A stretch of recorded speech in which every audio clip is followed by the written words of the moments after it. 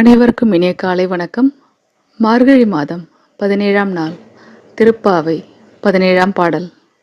அம்பரமி தண்ணீரே சோரேயரம் செய்யும் எம்பெருமான் நந்த கோபாலா எழுந்திராய் கொம்பனார்க்கெல்லாம் கொழுந்தே குலவிளக்கே எம்பெருமாட்டிய சோதாய் அறிவுராய் அம்பரம் மூடறுத்து ஓங்கி உலகளந்த உம்பர் கோமானே உறங்காது எழுந்திராய்